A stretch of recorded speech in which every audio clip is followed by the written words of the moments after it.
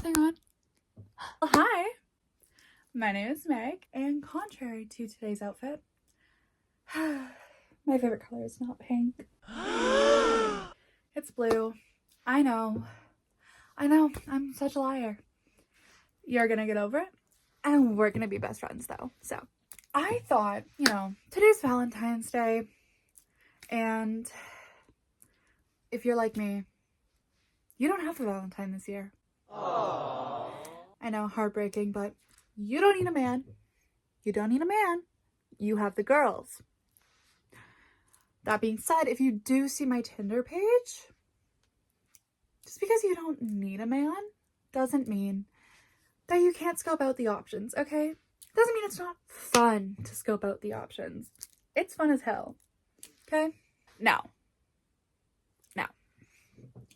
I thought, I want to get into booktube. And I'm trying very recently, like this past month, to get into book talk. And literally a few days ago, I decided to try to get into Bookstagram. So, why Blue Line? Because I am a big hockey fan. That's my collection of jerseys, bedazzled at least, in blue. I have other jerseys, but those are my blue ones. No, I did not choose a hockey team based off my favorite color. No, I did not choose my favorite color based off of a hockey team. It's just a fortunate coincidence for me, okay? I get to love my hockey team, represent my hockey team while wearing my favorite color. Imagine picking the Flyers and having to wear orange. Listen, I'm not judging you if you pick the Flyers. I am judging you if you pick the Flyers because they're orange. Love the Flyers all you want. Love Gritty. Love Tortorella. He's kind of real. But orange, girl? Come on. Like, the one good thing about the Knights, they're gold. If someone came up to me and said, oh, I picked my favorite hockey team because they're gold. And I said, you picked the Vegas Golden Knights? And they said, yeah, because they're gold. I would say, you know what? That is a good reason to pick them. That is a good reason to pick them. Any other reasons? No. I hate the Vegas Golden Knights. We should all hate the Vegas Golden Knights. I'm gonna start a movement actually to just erase them. Goodbye Golden Knights. We don't need you. Now, for my very first YouTube video ever, I thought, wouldn't it be so fun to give a review on my experience with Audible Premium Plus. So I tried an Audible subscription so you don't have to. And here's how it went. I tried the Premium Plus trial, which is 99 cents a month. You get 1 credit a month and complete access to their Plus catalog. After the 3 months, I believe it's $14.99 a month. And this is all Canadian. I'm Canadian. That is about the same price as Spotify Premium, I believe. I'm pretty sure Spotify Premium is like around there. Very quick disclaimer is that I haven't loved the books that I've listened to on Audible. So take that with a grain of salt, because despite the fact that I understand bias and I try very hard not to be swayed by bias, my experience with not loving the books that I've listened to could affect my feelings on Audible.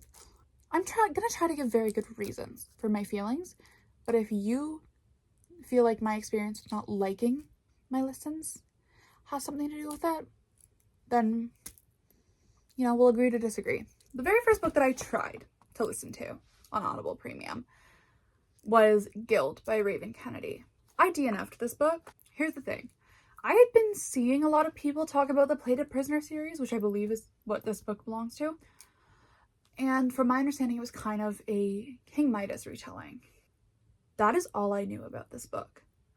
And I'm not the type of person to say, oh, I've never read smut in my life. We all know that's a lie, okay? But I know what I'm going into most of the time, and I didn't this time. So I just couldn't do it. I just couldn't listen. I couldn't finish it. The second credit that I used was The New Guy by Serena Bowen. I have never really been able to read hockey romance despite loving books and being a big fan of hockey. Probably why I can't read hockey romance, by the way. I just cringe so bad. So I decided I wanted to try, as a hockey fan, to get into hockey romance. And I decided maybe queer hockey romance is gonna be less cringy than straight hockey romance. So I tried that. I did finish that book. It was a 2.5. Most of that rating has to do with the fact that, okay, the timeline did move a little fast for me. I did think that the timeline moved a little fast, and that the love interest, despite being a single father, was a little boring. Like, he wasn't really fleshed out, I didn't think. But they used the word so much. And listening to it, and the way that he said it, I just couldn't do it. I just couldn't do it. I couldn't do it. I did finish it. It was a 2.5 star. I got my third credit today. So if you guys want to give me some audiobook recommendations to use my third and final credit for Audible, please let me know, because I so desperately want to love my final credit, because maybe if I do, I'll try just like to keep the subscription, but I really don't think I will. Now, I also listened to 2 books from the Plus catalog. A Dowry of Blood by S.T. Gibbon, I believe, was in the Plus catalog, and that was a book I had been seeing a lot about.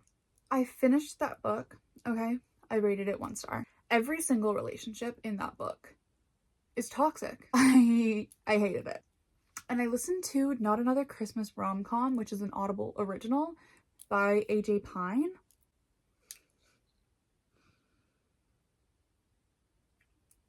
That was also 1 star. I wanted to pry my own ears off listening to that book.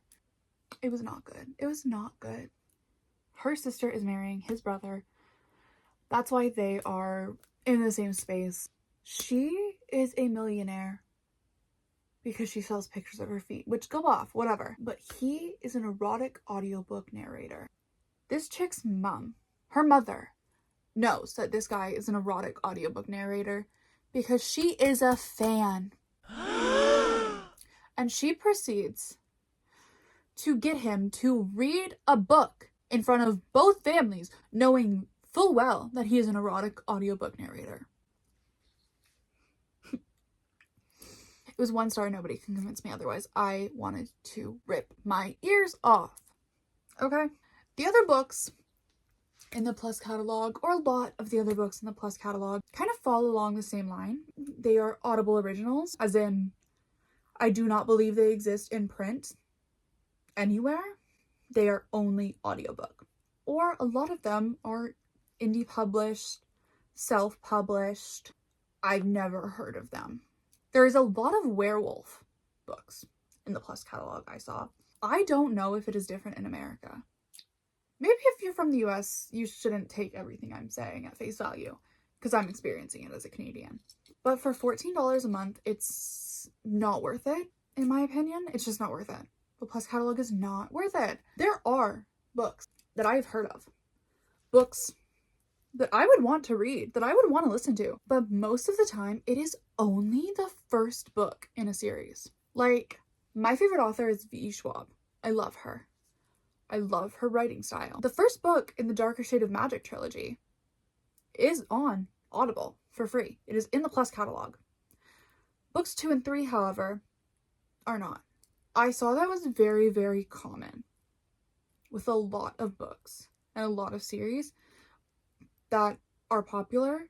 If book 1 is available, the rest of them aren't. The only really popular series that I think is all in the Plus catalog is the Summer I Turned Pretty series. And with that, I just don't think it's worth it. With Spotify, you get, I believe it's 15 hours of audiobook listening a month, and you don't have to pay any extra to get that. That's already included if you pay to listen to music on Spotify. I stopped paying for student and went back to regular because I wanted the audiobook hours. I haven't found a book that I really want to listen to that isn't included in the Spotify catalog. Like, I'm currently listening to The 7-Year Slip by Ashley Poston. It's included. It's not in the Audible Plus catalog. It's a credit. So I think if you want the credits for $14.99 a month, go for it. I think only Premium Plus 1 credit.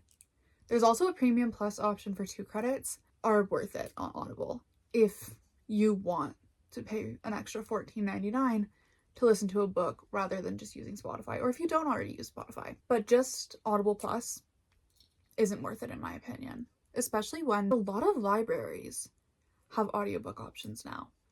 Like Libby, I believe is an app that's like an audiobook library.